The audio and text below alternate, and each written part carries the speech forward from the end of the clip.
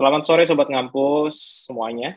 Kali ini ketemu dengan saya, Ainur Roni, gitu di acara Ngotak atau Ngampus Talk ya. Jadi talk show online menjadi bakti ngampus gitu ya, untuk menjembatani antara pakar dan Sobat Ngampus untuk menjadi wadah sharing pengetahuan, sekaligus menambah wawasan Sobat Ngampus di seluruh Indonesia. Jadi ini salah satu bakti kami di Ngampus gitu kan ya. Oke, terus seperti biasa hari ini tema untuk ngotak hari ini adalah unsur penting dalam sebuah film.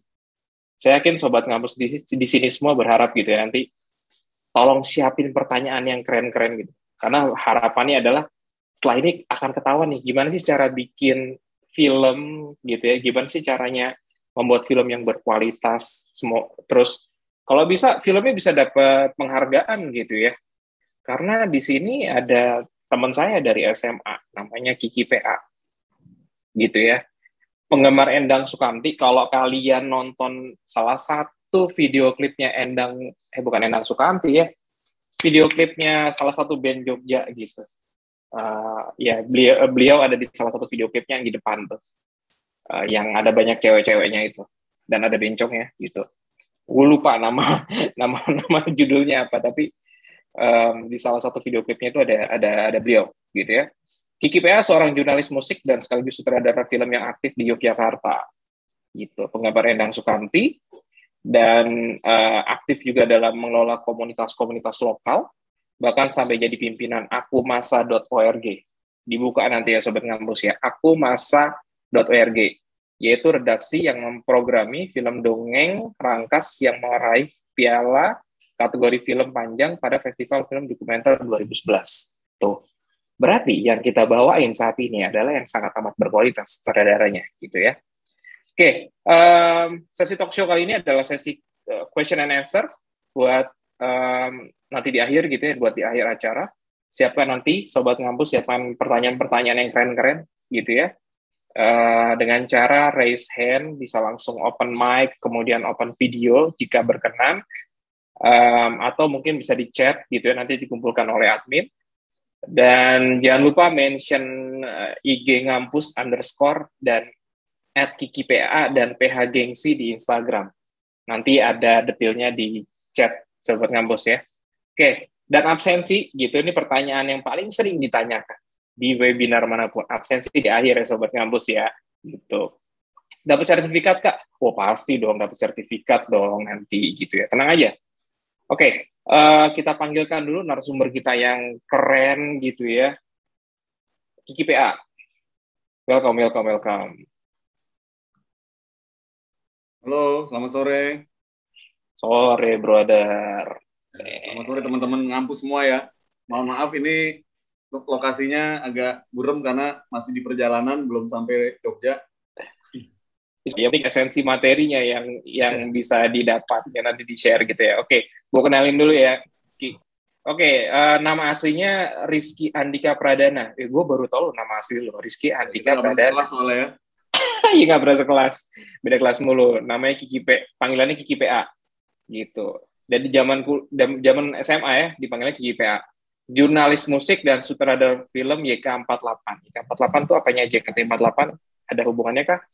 Nggak ada ya? Ya, ada dikit-dikit nanti.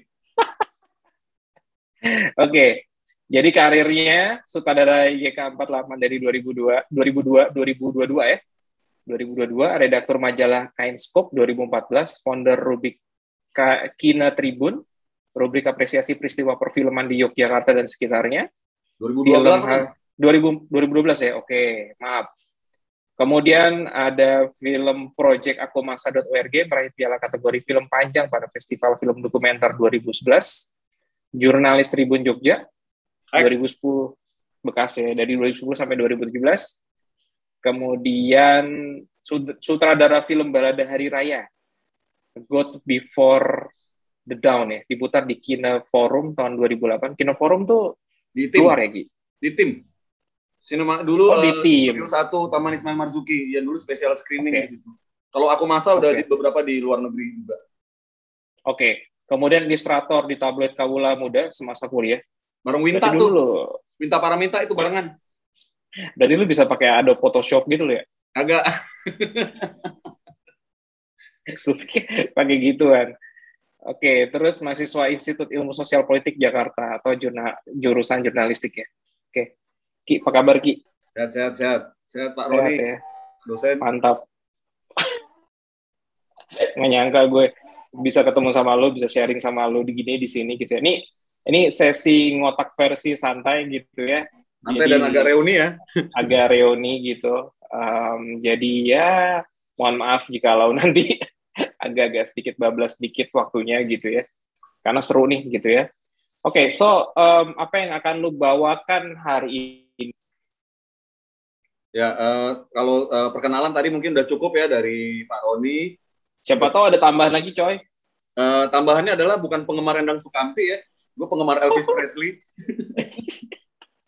Ya, tapi pernah berkontribusi di band itu dulu sebagai publisis, dan ya bantu bikin video klip mereka juga sama apa buat YouTube mereka dulu ya, dari 2000 berapa ya, 1 tahun lah, 1,5 tahun ya, dari 2017 sampai 18 setahun itu full buat Endang Sukamti waktu itu, tapi udah nggak di situ Dulu lagi.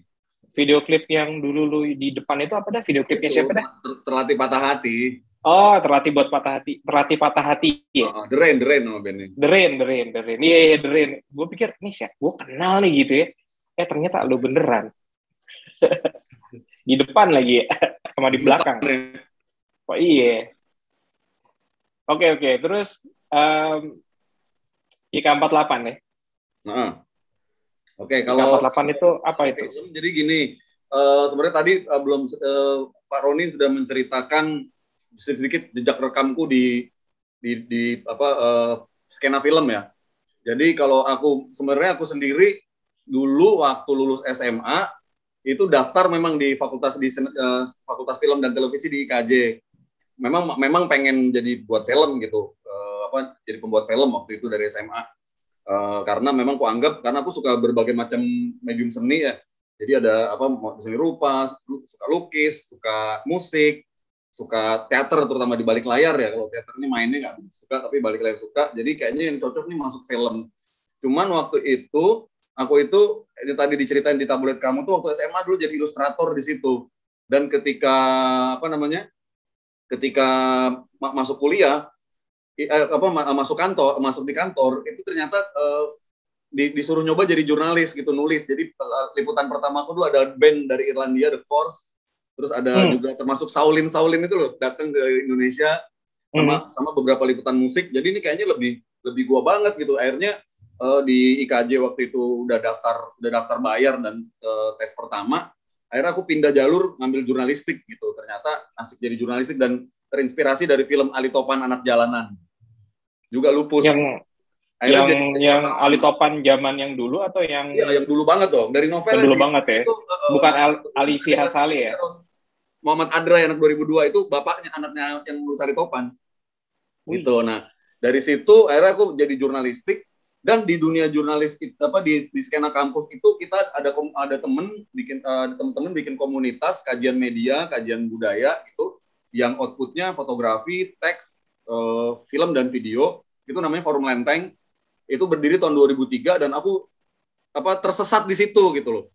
Nah, sejak itulah aku belajar film secara informal. Jadi di situ ada kelas-kelas ngomongin sejarah film, ngomongin estetika film, kajian film dan lain-lain gitu. Dan sekarang juga masih aktif banget di Forum Lenteng itu sendiri ya. Sampai aku 2007 lulus kuliah, aku berkreatif di Aku Masa itu. Kita bikin film-film pendek di berbagai macam daerah, berbagai daerah di Indonesia gitu, dari Sumatera sampai aku di Lombok. Jadi hampir 12 kota aku tinggal di masyarakat selama 1-2 bulan dan membuat film tentang mereka bersama mereka gitu. Dan itu dilakukan kurun waktu 2008 sampai 2010 ya, 2007 sampai 2010. Sehingga 2010 itu aku hijrah ke Jogja, juga sempat ikut nge-kru ya, belajar film panjang. Jadi film panjang pertamaku dan terakhir sebagai kru itu film trailer Hollywood kelas B kelas C, gue nggak tahu, itu film trailer tentang judul filmnya Amphibius, film monster gitu, syutingnya di Anyer dan di Gudang di daerah Kelapa Gading. Itu selama 5 bulan kita syuting film panjang, dan itu mungkin buatku yang pertama dan terakhir. Tapi itu memang untuk belajar gimana sih skema pembuatan film panjang, film industri gitu. Dan ketika di Jogja juga aku berumah di ada production house di Jogja namanya Excel Film Kalicode. Itu yang membikin yang dulu 10 tahun lalu tuh sempat viral sebelum ada istilah viral, itu Tony Blank Show. Itu aku berkutat di situ dan sering dapat banyak project baik video klip maupun film-film pendek gitu. Sebagai kru sih kalau di situ ya. Jadi mulai penata artistik, kadang jadi penata busana gitu, kadang jadi bagian produksinya, bagian unit gitu. Pokoknya apapun aku cobain untuk bisa tahu gimana sih kerja di industri film gitu. Tapi ternyata ada jenis-jenis film tuh yang akhirnya aku bukan mentok ya, wilayahku di sini nih gitu. Jadi sebelum membuat film memang udah harus ada positioning, lu mau yang kayak gimana, karena banyak kan gitu. Kayak lu main musik. Jadi film itu sebenarnya sebagaimana tools, sebagaimana disiplin seni lainnya itu kan medium ya, tools. Kayak lu main musik gitu, lu udah tahu dari awal musik lu rock gitu, bukan hip hop, bukan dangdut, bukan EDM gitu. Kalaupun mau dicampur-campur mungkin nggak masalah, tapi jelas rocknya gitu. Nah begitu juga di film gitu. Jadi jelas dengan lu mau bikin film yang kayak gimana gitu. Nah nanti mungkin akan aku ceritakan lewat slide-slide yang akan ditampilkan. Tapi sebelumnya mungkin untuk kalau kita ngomongin film YK48 ini yang memang on progress ya, udah berjalan hampir 1 tahun dan rencana akan ditayangkan tahun depan gitu. Nah itu kebetulan aku bersalaman dengan PH Gengsi, temanku namanya Kiki juga, dia menjadi produser di film ini, dan mungkin bisa diintrokan tentang PH Gengsi apa itu. Dikasih teasernya kali ya. Teasernya boleh, teasernya bisa ditonton dulu teasernya PH Gengsi. Oke.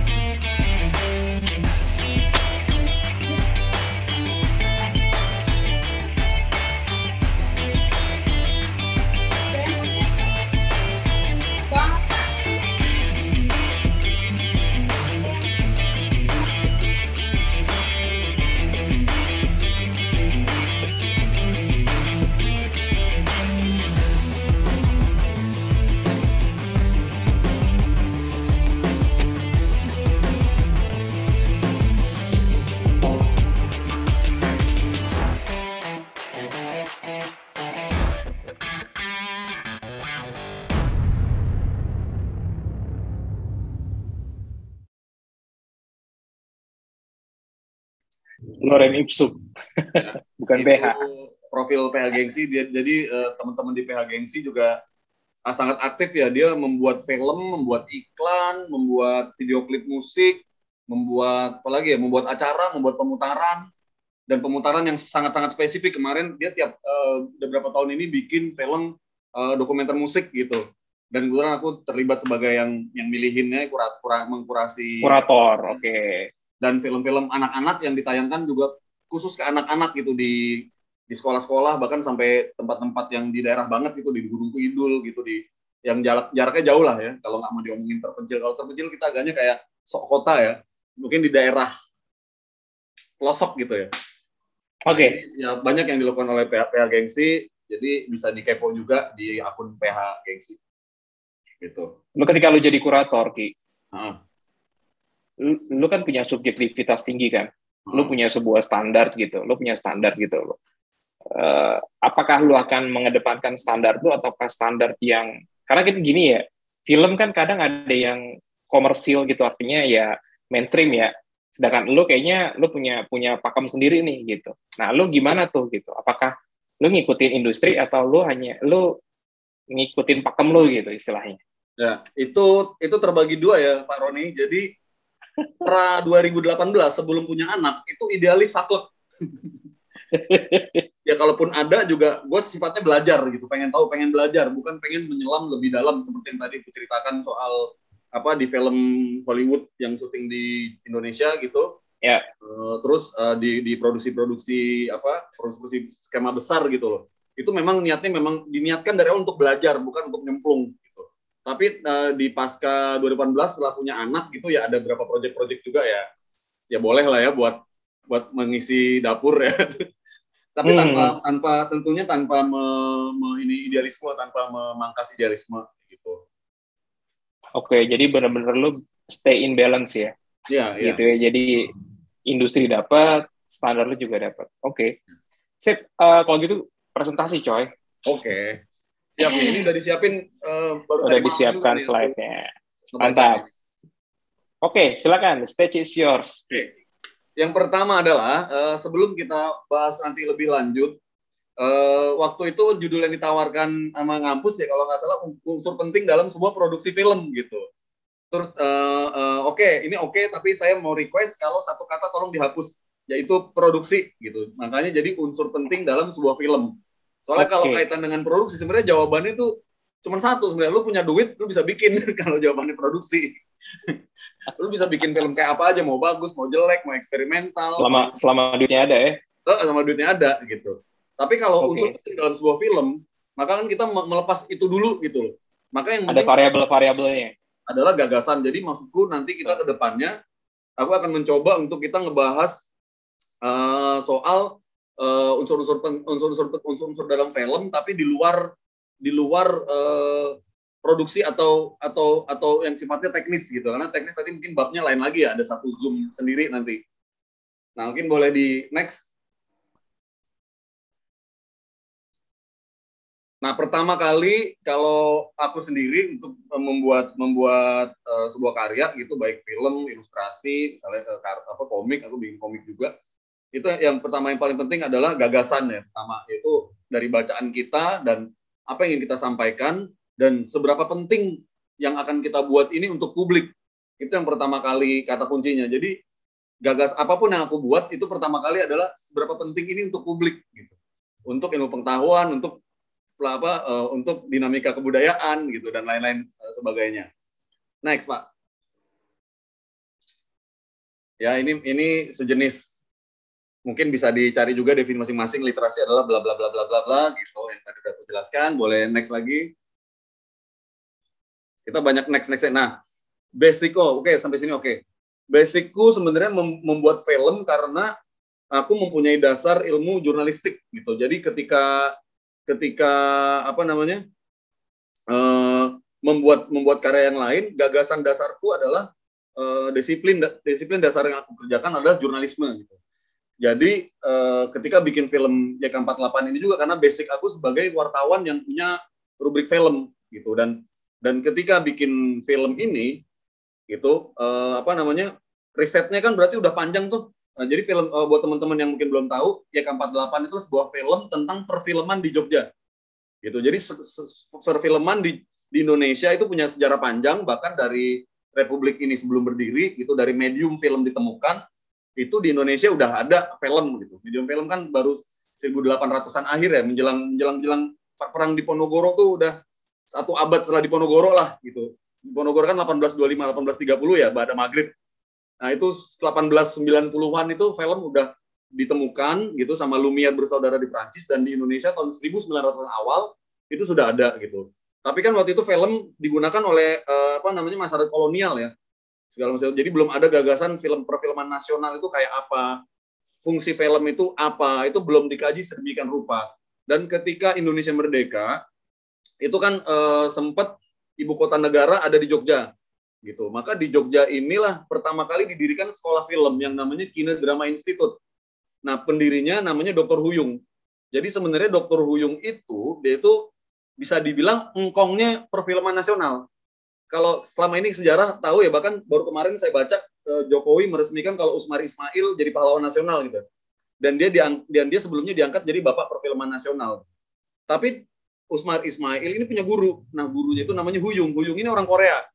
Gitu. Nah, makanya nggak heran anak-anak muda kita sangat suka dengan drama Korea ya, karena mbahnya ini dari Korea gitu. Nah, ngomong-ngomong soal Dr. Huyung, ini yang aku presentasikan di sini, brosur kesenian. Ini isinya adalah percakapan dari Dr. Huyung dengan dia dari disiplin seni film, dengan Sujoyono dari disiplin seni rupa. Sujoyono ini adalah kakeknya, kalau teman-teman suka musik metal, dia itu kakeknya vokalis Seringai, Aryan 13. Mukanya mirip banget sama Aryan, tinggal dikasih slayer doang gitu. Itu Sujoyono, dia pelukis. Dan satu lagi Sudarso, Dia itu seorang seni foto gitu. Di dalam brosur inilah mereka mendefinisikan atau ngobrolin tentang kesenian Indonesia dan masa depannya seperti apa. Dan arsip ini, jadi arsip ini sangat langka gitu ya di Indonesia. Fisiknya mungkin yang ada dari zaman itu tuh ada di UPH, dari Universitas Pelita Harapan di Karawaci, dan kita semua bisa mengaksesnya di website IFAA. IFAA itu Indonesian Visual Art Archive. Jadi ada ifaa.org kalau salah. IFAA, pokoknya IFAA aja, klik di Google, klik brosur kesenian dan IFAA. Di situ bisa diunduh gratis PDF tentang isi brosur kesenian ini. Dan di dalam brosur kesenian, Dr. Huyung ini menjabarkan gitu isi kedepannya perfilman Indonesia itu kayak apa gitu. Oke, boleh next. Nah, ini balik lagi ke yang tadi ya. Kalau banyak perfilman pelaku perfilman juga itu basicnya dari wartawan. Jadi Bapak Film Nasional siapa namanya Usmar Ismail itu juga dulu adalah seorang wartawan. Dia bahkan jadi ketuanya Antara ya. Antara itu lembaga kantor berita nasional, Antara ya, kantor di Kota Baru. Itu kantor berita nasional. Dulu si Usmar Ismail sebelum dia aktif membuat film, bahkan sebelum bekerja di perfilman, dia adalah seorang jurnalis. Begitu juga seorang Garin Nugroho, dia sebelum dia memang sekolah film, dia belajar film, tapi dari pernyataan langsung dari beliau bahwa dia benar-benar memasuki dunia film ketika dia bekerja sebagai wartawan Kompas di tahun 87-88 gitu. Jadi dia menulis kritik film dan menulis liputan film di Kompas. Itu yang tadi aku udah ceritakan di awal. Kalau landasanku membuat karya itu adalah dari basicnya jurnalistik gitu. Ini dari Asnil, presentasi jangan buru-buru. Oke. Soalnya slide-nya panjang ya, takut waktunya nggak banyak, jadi aku nanti lebih seneng kita berlama-lamaannya ditanya jawab ya, daripada kayak gini gue ngomong sendiri kan ya. Tapi kalau ada yang kurang terlalu cepat dibahas tadi, nanti bisa ditanya bisa dicatat dulu. Di akhir aja ya. Oke. Next. Nah, ini mungkin dasar-dasar ilmu jurnalistik ya. Kalau di kuliah komunikasi biasanya ada penjurusan, ada public relation, PR, ada komunikasi sosial, juga ada jurnalistik gitu. Dan film itu juga bisa dianggap salah satu dari produk jurnalistik gitu. Selama dia menghadirkan sebuah peristiwa, fakta, pendapat yang penting dan menarik gitu. Penting untuk publik dan menarik untuk disimak gitu. Oke, next. Ini di awal memang banyak next-nextnya nih. Ini sedikit tentang cuplikan aku dulu kerja di koran dari 2010 sampai 2017 di koran daerahnya Kompas Gramedia di Jogja, dan aku membuat dan mengasuh rubrik film. Jadi itu isinya tentang skena film terutama yang ada di Jogja dan sekitarnya gitu. Ketika tadi aku udah menceritakan perfilman itu awalnya Indonesia, itu bisa dibilang batu pertamanya diletakkan di Jogja. Karena sekolah film tadi yang didirikan oleh Dr. Huyung itu ada di Jogja tahun 48, namanya Kine Drama Institute. Gitu. Nah, setelah itu zaman berubah ya, berlanjut Kine Drama Institute, maka ada sekolah-sekolah lain juga di tahun 50, dulu ada namanya SS Draf, yang di tahun 55 berubah menjadi Asdrafi, Akademi Seni Drama dan Film. Itu kalau kalian tahu, itu sekolah film yang nggak punya kamera gitu. Jadi sekolah film yang belajar filmnya teori. Jadi kameranya itu cuma gambar gitu. Bahkan kalau kita tanya ke anak-anak di mahasiswa di tahun 90-an, aku banyak teman anak 90-an di Fakultas Seni Rupa, dia belajar komputer tuh nggak ada komputernya. Jadi cuma teori. Nah, dulu juga gitu di tahun 50-an, itu ada sekolah di Jogja namanya Asdrafi, Akademi Seni Drama dan Film. Itu dia belajar film, aku mewawancara ya tokoh-tokohnya gitu. Nggak ada kamera, nggak ada peralatannya lah. Mereka baru bisa melihat teknis produksi ketika ada produksi film yang dilakukan di Jogja. Karena setelah Republik Indonesia pindah ke Jakarta, industri film yang awalnya dibangun di Jogja semua pindah semua ke Jakarta. Gitu, ekosistemnya, industrinya semua pindah semua ke Jakarta. Yang tadinya jadi Jogja hanya meninggalkan apa ya? Menurut penemuan kami di film YK48, Jogja ya salah satu meninggalkan gagasan-gagasan itu sendiri. Gitu. Meninggalkan tadi yang aku udah bilang, literasi, wacana, dan lain-lain. Ini bukan berarti di kota lain tidak ada gitu ya. Tapi kalau Jogja memang dikenal sebagai kota pendidikan, gitu, kota budaya gitu, itu mungkin bisa dijadikan salah satu alat buktinya adalah tentang sejarah perfilman kita gitu. Setelah awalnya ditanam di situ, tapi ditinggalkan begitu aja gitu, karena ibu kota juga pindah. Bahkan Dr. Huyung meninggal dan dia kuburannya ada di karet gitu. Dr. Huyung meninggal dan Usmar Ismail bikin forum-forum diskusi di Jogja, lalu dia bekerja juga di Antara, pindah ke Jakarta.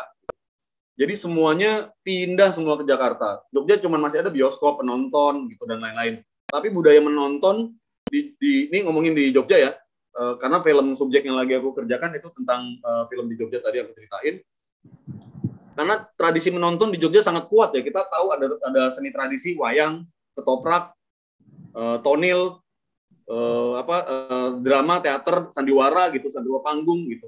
Itu sangat kuat tradisi kepenontonannya gitu. Begitu juga dengan film. Nah, lalu sejarah juga berlanjut di Jogja tahun 70-an itu ada satu lembaga Katolik ya, itu namanya Puskat ya, Studio Audiovisual Puskat, sampai sekarang masih aktif. Dialah membuat video-video atau membuat film-film bersama masyarakat gitu. Jadi dia bisa dibilang bisa dibilang antitesisnya dari TVRI gitu. Meskipun produk-produk mereka juga ditayangkan di TVRI. Karena zaman Orba zaman Soeharto, kita kan cuma punya satu siaran televisi ya. Kita cuma bisa nonton Soeharto, mungkin angkatan 90-an atau yang lahir tahun 80-an gitu, sempat merasakan zamannya Soeharto gitu. Ya kita nggak bisa nonton apa-apa selain apa yang ada di TVRI gitu. Nah, si Puskat ini, dia waktu itu ada satu cerita kalau Orde Baru itu mencanangkan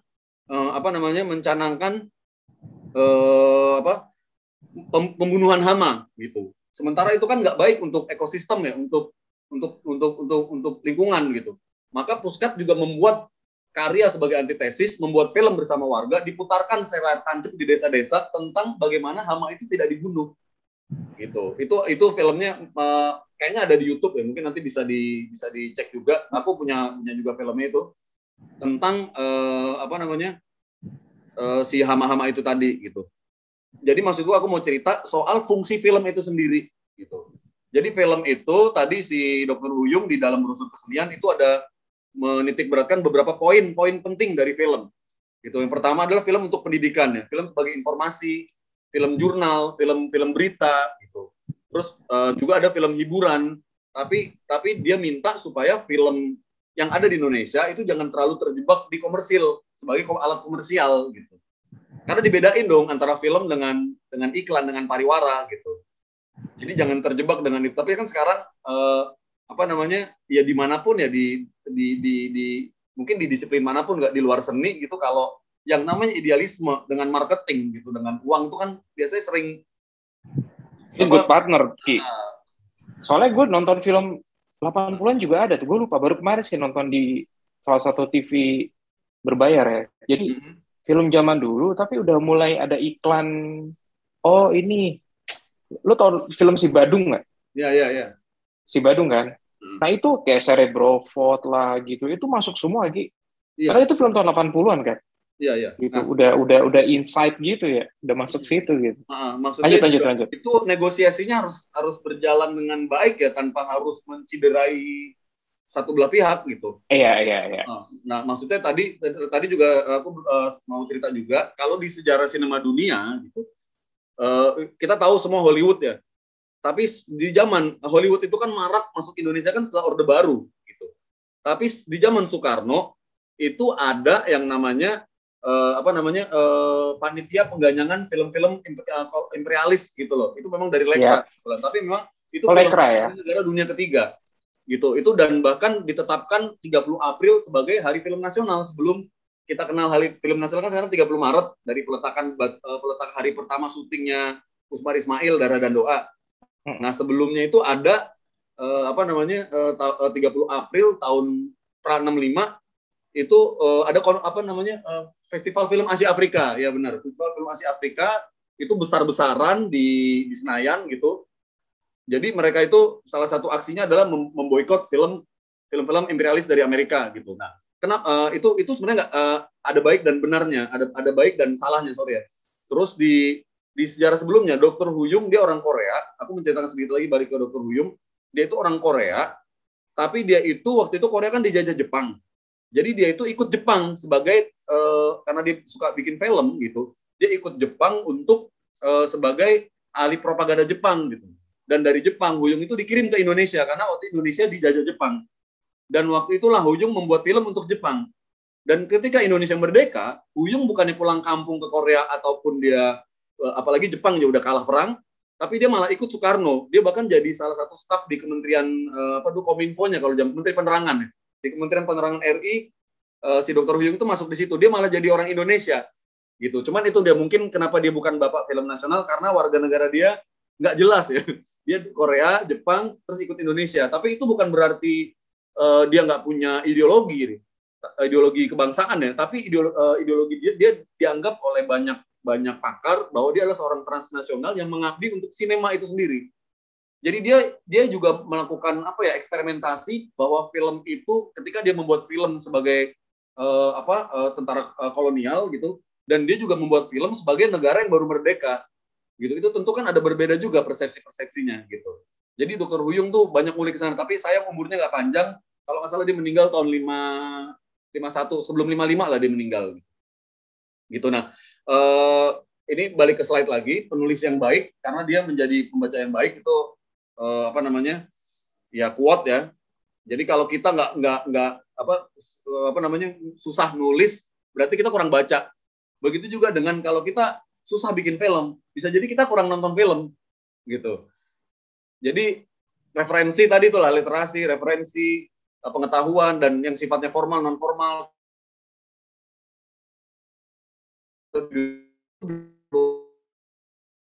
banyak di sektor informal, misalnya ngampus gini gitu, sifatnya kan komunitas atau aktivasi gitu ya. Jadi aku yang di kampus misalnya gitu, gue kuliah jurnalistik ya di kampus, itu ilmu yang gue dapat paling 20-30%, gue 7 tahun lulus gitu. Belakangan ketika ada di dunia kerja, teorinya ada loh dulu di kampus yang ini ternyata gitu. Tapi yang lebih penting adalah apa? Ketika kerja di dunia aktif, itu yang pertama adalah jaringan. Maksudku itu adalah ekosistem. Kita kenal banyak pelaku-pelakunya nih, kita banyak magang nih di tempat A, C gitu. Kita jadi kru dulu gitu. Dan misalnya di film gitu. Itu juga dengan di seni lukis misalnya. Begitu juga orang-orang terdahulu juga kan kayak gitu, nyantrik misalnya kan. Mondok, nyantrik gitu. Kalau dengar ceritanya Hanung Bramantio, dulu sebelum dia kuliah film di IKJ, dia sebenarnya nyantrik teater, dia orang teater. Dia nyantrik sama Tugu Karya di mana teater di Jakarta. Tapi ketika dia di teater populernya Tugu Karya itu kan sutradara film juga, dan dia lulusan Asdrafi tadi itu, yang di Jogja itu. Salah satu lulusan Asdrafi. Dan ketika di tempatnya Tugu Karya, dia tuh menemukan hidayah. Yaitu dia menemukan koleksi film-filmnya Tugu Karya. Salah satu filmnya adalah film Cina, filmnya Zhang Zimou, judulnya lupa gue. Itu ada di YouTube ya. To Live, judul filmnya To Live. Untuk hidup ya, To Live. Itu ada di YouTube film-film Cina. Film itulah yang membuat seorang Bramantio ingin membuat film. Jadi dari gagasan dulu, dari literasi, dari peristiwa dulu, dari wacana dulu juga, termasuk seorang Bramantio yang di Indonesia dikenal sebagai sutradara sutradara industri ya, sutradara box office gitu. Itu dia bahkan memulainya dari produksi wacana juga gitu. Oke, bisa next. Next. Ini masih sama yang tadi ya, mungkin bisa dibaca 3 detik ya, 3 kali nafas.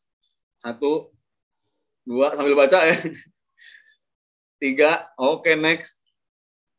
Kadang membaca lebih enak daripada dijelasin ya. Nah, ini yang aku mau sedikit jelasin sebelum nanti kita putar video behind the scene dari film YK4 YK48 yang sedang kita buat ya. Jadi dalam selama kami membuat film YK48, kita melakukan riset. Kalau riset untuk proyek film ini sih cukup singkat, 1 tahun setengah lah. Tapi kalau tentang perfilman di Jogjanya, aku sendiri udah hampir 11, tadi aku bilang udah hampir 11 tahun ya, karena basic sebagai wartawan, aku meliput, aku kenal dengan banyak sutradara film, kenal dengan semua, bahkan sampai kru-krunya aku kenal gitu. Terlibat semua di pemutaran, bahkan aku juga membuat film juga. Gitu. Dan ketika riset untuk film ini, dari narasumber yang kita temui, terutama narasumber yang sutradara terkemuka yang lahir dari Jogja, misalnya kita sebut ada Iva Isvansa, Edi Cahyono yang dalam beberapa hari ke depan akan merilis film Lost Man Bubroto, itu dari Jogja. Terus juga ada Joseph Angginun yang kemarin juga sempat meledak filmnya di festival internasional. Filmnya Science of Fiction. Terus yang buat film Wiji Tukul juga. Terus ada Hanung Bramantio, Gari Nugroho juga, walaupun pendidikan di Jakarta tapi mereka berasal dari Jogja. Dan ada Ismail Basbet dan ada video robber siapa namanya Bambang Ipung. Dia belum lama ini 30 September lalu merilis film Aum, itu ditayangkan di bioskop online, film tentang reformasi 98 yang mana pemeran utamanya adalah artis-artis top hari gini. Siapa namanya, si Chico Jericho sama siapa, gue lupa kalau nama-nama artis. Ya dialah, pokoknya dia pakai artis ternama lah sebagai filmnya. Nah, ini juga ada di kolom chat, ada teman gue namanya Gigi juga, dia ngasih yang barusan gue ucapin, itu doi ngasih link-linknya. Mungkin teman-teman bisa langsung save aja tuh buat tontonan nanti malam, buat besok-besok kalau slow bisa buat bahan pelajaran. Jadi balik lagi ke sini, para sutradara tadi itu dia punya positioningnya. Maksudku, dia mau bikin film untuk apa? Nah, maka kami di film JK48, ya udah kita bikin poros-porosnya aja nih, gitu. Film kiri, film tengah, dan film kanan. Nah, apa itu film kiri, film tengah, film kanan? Gitu. Ini mungkin ya ada ideologi juga ya. Film kiri itu bukan berarti sosialis komunis ya. Tidak sepolitis itu gitu. Kanan juga bukan berarti ABRI atau fundamentalisme agama, bukan. Tapi di sini film kiri inilah membuat film memang untuk pencapaian estetika, membuat film untuk proses eksperimentasi, membuat film untuk untuk tadi aku bilang geliat kebudayaan, membuat film untuk pemberdayaan masyarakat, kayak gitu-gitu. Dan film kanan itu adalah memang dia membuat film untuk menghibur, untuk dagang, untuk bisnis, kayak gitu-gitu. Untuk memang ya kalau dagang bisnis itu sebenarnya kiri juga ada dagang dan bisnisnya juga ya, walaupun nggak diomongin di depan gitu. Tapi kalau film kanan itu biasanya dia yang diobrolin adalah film lu berapa penontonnya, tiketnya laku berapa, misalnya gitu-gitu loh. Box office ya, gitu-gitu loh. 2 juta penonton, anjing keren banget. Untuk dan bioskop gitunya. Penilaiannya, skupnya bioskop. Nah, film tengah ini banyak sutradara-sutradara muda terutama hari ini, dia berusaha ada di tengah-tengah. Misalnya ada sutradara terbaru, nggak terbaru, udah cukup lama juga, udah 10 tahun dia jadi sutradara. Dia bilang, loh gue kan Islam, makanya gue tengah, gue Islam dan Arab gitu. Mungkin teman-teman tahu kalau gue bilang di Arab, gue ya di tengah, siratal mustaqim gitu, gue jalan tengah. Maksudnya apa? Dia juga bikin film untuk pencapaian estetika, dia juga bikin film untuk industri gitu, untuk menghibur dan membuai penonton. Nah, di antara film-film kanan ini bisa aku bilang yang sangat tegas membilang gue ada di kanan, itu salah satu contohnya adalah Hanung Bramantio. Jadi sekali lagi ini aku ngomong ini nggak ada yang baik dan benar atau salah dan benar dan baik dan buruk ya. Tapi ini adalah positioning dari dia ketika dia awal buat film. Gitu. Dan satu lagi adalah satu muridnya dari Hanung, namanya Fajar Nugros, itu yang bikin film Yowis Band, ya teman kami juga di Jogja, bikin Yowis Band, dia bikin Jakarta Undercover, filmnya baik banget lah, Fajar Nugros. Itu dia jelas-jelas dari awal dia bikin film, gue bikin film untuk menghibur dan membuai penonton. Gitu. Dan ada satu peristiwa ketika film dia diretrospeksi oleh Kine Club ya, di Jogja ada dulu ada Kine Club namanya Kinoki, itu memutar film-filmnya Nugros gitu. Maka filmnya Nugros itu dalam tanda kutip dibantai lah oleh kritikus, oleh sinefil, oleh penggila film gitu. Dan justru pembantaian itulah yang memantapkan jalan dia sebagai sutradara film kanan menurut kami gitu. Kanan itu istilah kami ya gitu. Dia sendiri nggak ngomong gue di kanan, tapi dia bilang ya udah, gue bikin film memang untuk membuai penonton, bukan untuk capaian estetis, bukan untuk yang sesuatu yang mendaki-daki, bukan untuk memenangkan festival-festival film di dunia misalnya kayak gitu. Nah begitu juga ada yang di kiri juga sebaliknya gitu. Gue nggak peduli penonton gue laku dapat duit berapa apa segala macam. Nah yang penting film gue ini capaian estetika eksperimentasi gue nyampe nih. Ternyata film bisa buat begini. Ternyata film itu fungsinya bisa begini loh. Dan film ini, yang penting film ini ketemu dengan penontonnya. Ketemu dengan penonton-penonton yang memang targetnya udah jelas gitu. Kalau kanan udah pasti publik umum ya. Udah pasti masyarakat banyak gitu. Yang penting meraup penonton sebanyak-banyaknya. Yang ada yang dibicarakan pasti nilai kapital tadi itu. Misalnya ya ada produser gue modal 5 miliar. maka gue harus balik 10 miliar. Nah, itu yang diomongin di film kanan gitu. Di film kiri sebaliknya gitu. Nah, di film tengah ini ada di tengah-tengah tadi itu. Dia pengen juga capaian estetika dia dapat, tapi dia juga pengen merambah film dia masuk ke kalangan-kalangan, semua kalangan dalam artian secara komersial, sukses secara komersial gitu. Dan si siapa?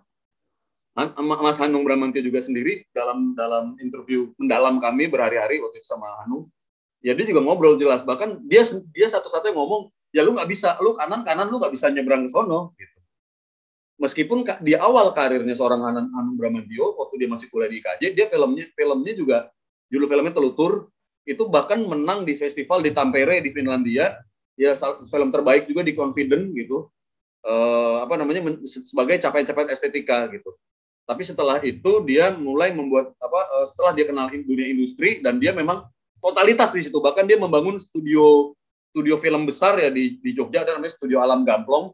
Itu salah satu dia inisiatornya. Jadi kalau teman-teman banyak nonton film Sultan Agung gitu, ada bikin Benteng Mataram, bikin kantornya JP Kun, Jan Peter Jerko, ya, Gubernur Jenderal VOC. Itu dibangun setnya langsung sama Hanung dan timnya untuk film Sultan Agung gitu. Jadi dia di industrinya juga total gitu, beneran. Yang di kiri juga gitu, beneran gitu. Lo berdiri di sini, ya udah itu jalan yang lo tempuh gitu. Nah, sebelum panjang lebar ngomongin sejarah film dan bla bla bla tentang film, ini video behind the scene sewaktu tim kami melakukan pre-interview untuk film JK48. Selamat menyaksikan dulu ya.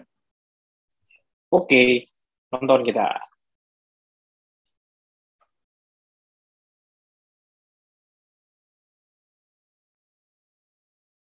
Kita membangun monumen perfilman Jogja lewat karya film ini. Ini kedua setelah kemarin masih Gerambiangan. Ada dua kata kunci yang harus ada di kepala. Yang pertama kata kuncinya komunitas.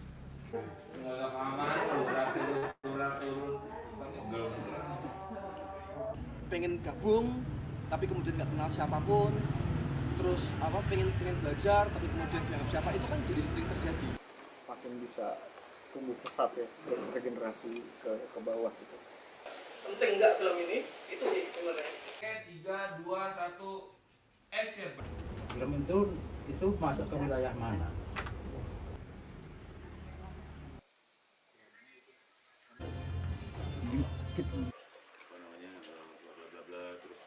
Percakapannya masih sekitar situ. Ini menjadi susah diceritakan karena buat aku sinema itu nggak ada rumusnya. Itu ya, still ya kameranya ya, secara teknis ya. Kita belajar memahami seni film sebagai bagian dari kerja-kerja pendidikan, kerja-kerja kebudayaan yang lebih luas. Kalau bayanganku pas bikin itu berubah. Bahwa openingnya kan Ketika orang-orang Jogja itu mau mengikuti formula itu, ya kan? Ya wes. Tujuan utamaku apa nih dalam hidup ini? Wah, aku pengen jadi filmmaker. Pada waktu itu memang Fakultas Seni Media Rekam, jurusan televisi dan fotografi. Dulu memang fix televisi. Nggak ada jurusan film kan? Nggak ada. Kalau sekarang kan jurusan film dan televisi kan? Film dan televisi, tapi arahnya sekarang banyak yang bikin film. Ke film. Di sebagian besar teman-teman buat film, coba deh kita mendokumentasikan apa yang mereka kerjakan. Gini, ini Darwin di sini. Kita di sini ngobrol sama Darwin. Kameramennya di sini. Gitu. Iya. Pekerja film di Jogja hari itu saat produksi kayak gimana? Kalau bisa 1,5 bulan selesai. Kita ngambil suara asli original lagunya yang langsung ke daerahnya Muscat. Di generasinya Mbak Heni itu harapannya ada banyak kayak gitu. Bikin film itu nggak mudah. Aku lebih baik ngasih tahu realitasnya supaya kalian tahu bagaimana bertahan.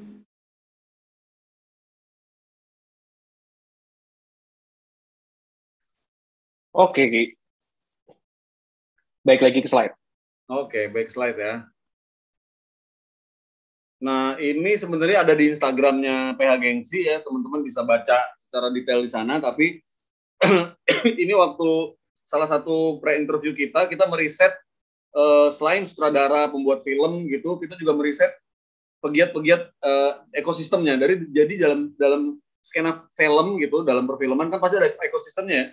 Kalau kemarin teman-teman lihat FFI gitu, meskipun yang dikasih naik panggung tuh cuma sutradaranya, orang yang ngetop-ngetop lah.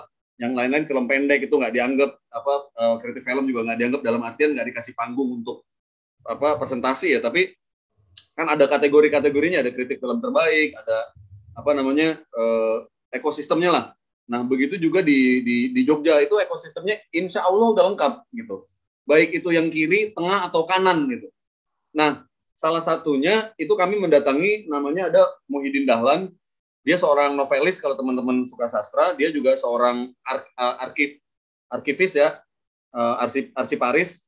Dia mengkliping koran-koran dari tahun jebot sampai hari ini. Itu dan berkenan tentang seni dan budaya, politik, dan segala macam. Jadi kita waktu itu datang ke dia, tujuannya adalah menanyakan gimana sih dialektika perfilman di Jogja pra 65.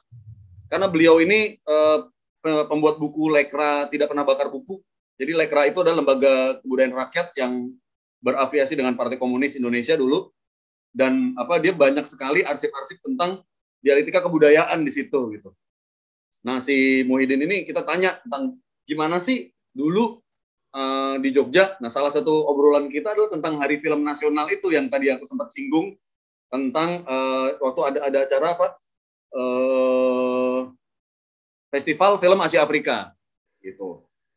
Jadi kita mendatangi si Muhyiddin. Jadi memang kita mengkaji banget sejarah kota Jogja itu kayak apa, politik-politik bermain kayak apa. Kalau di Indonesia kan kita tahu di sejarah kan ada, selain ada Lekra di sayap kiri, di sayap kanan kan ada Manikebu ya, atau Les Bumi yang dibentuk oleh NU, lembaga kebudayaan Muslim gitu lah, Les Bumi, dan Manikebu itu Manifesto Kebudayaan, itu berseberangan dengan Lekra, lembaga kebudayaan. Dulu sangat bertarung gitu loh, bener-bener politik kebudayaan yang sangat tegang di era itu antara kubu kiri dengan kubu kanan. Nah, kita pengen tahu di Jogja waktu itu kayak apa sih gitu. Nah, itu seperti ada di slide terakhir, Modiar kita seserius itu, maka ini di-save aja nanti atau dicek di akun PH Gengsi. Nanti kita juga bisa diskusi juga soal ini gitu. Oke, next. Nanti kita lama ditanya jawabnya ya. Nah, ini kita mau menilik awal waktu gimana sih perfilman Jogja pasca reformasi. Gitu. Jadi kebudayaan kan berubah ya, maka seiring dengan ada perubahan politik, maka peristiwa kebudayaan juga berubah. Begitu juga ketika reformasi 98 gitu. Jadi dulu itu kineklab di kampus-kampus itu cuman boleh memutar film, nggak ada yang namanya produksi film. Ini menurut interview dari salah satu aktivis 90-an ya, namanya Darwin Nugraha. Dia juga kita anggap sebagai Cokro Aminotonya perfilman di Jogja terutama, karena sutradara kanan tadi si Fajar Nugros itu film-film awalnya dia yang dukung gitu, maksudnya dia yang support ya, yang bahkan mengajari gitu. Juga saudara film kiri meskipun nggak kiri-kiri banget gitu, Yasif Angginun pertama kali bikin film ngeditnya sama Darwin ini gitu. Dan waktu itu ternyata ekosistemnya adalah ada rental mantenan itu loh, rental buat video syuting, video manten. Itulah yang justru jadi titik anak-anak awal bikin film. Dan juga waktu itu ada perubahan teknologi ya. Perubahan teknologi itu film yang dimaksud sebelum reformasi mungkin lah ya, di era 90-an tuh masih pakai yang namanya film itu seluloid, menggunakan pita. Jadi kalau lu pakai kamera, pakai handycam, itu oleh anak film itu nggak dianggap film, itu dianggap video. Gitu. Jadi film dan video ini kita ya ada bahasanya agak panjang juga ya, tapi bisa juga kita bahas lebih lanjut sebelum sampai slide ini habis dulu yang penting ya. Itu bisa jadi buat yang mau nanya bisa dicatat tuh bedanya film sama video apa gitu-gitu. Terus dulu itu sekolah film di Indonesia satu-satunya cuma ada di IKJ, Institut Kesenian Jakarta. Dia doang yang punya sekolah. Bahkan di Jogja waktu itu nggak ada sekolah film. Kayak tadi di cuplikan BTS kita itu ada, aku menginterview mahasiswa tahun 90-an di Fakultas Seni Media Rekam di ISI Yogyakarta. Itu nggak ada dia belajar film. Gitu. Yang ada adalah belajar televisi. Gitu. Juga di Puskat juga gitu. Di Puskat juga itu lebih terkenalnya sebagai tempat pelatihan calon-calon karyawan-karyawan TV, apalagi sejak TV swasta berjamuran ya, itu semua pada belajar tuh di situ tuh. Ketika ada RCTI, SCTV, Antv dan lain-lain, itu pada belajar di situ. Jadi bahkan Hanung sendiri cerita, dia sebagai mahasiswa IKJ, ketika sebagai mahasiswa IKJ gitu, dia bilang, dosennya bilang bahwa kalian adalah satu-satunya mahasiswa film di Indonesia. Jadi begitu jumawanya anak film saat itu, karena nggak punya saingan. Anak film cuma satu kampus di Indonesia. Nah, dari anak-anak Jogja yang bergeliat di tahun 90-an akhir, dan mereka ketika mereka datang ke Jakarta untuk mempresentasikan filmnya, itu diketawain sama anak film. Lu apaan, lu bukan film, lu mau video, gitu.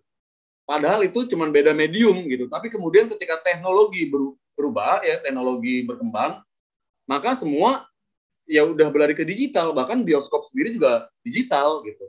Celluloid ya mungkin sekarang dipakai sama anak-anak eksperimental, gitu.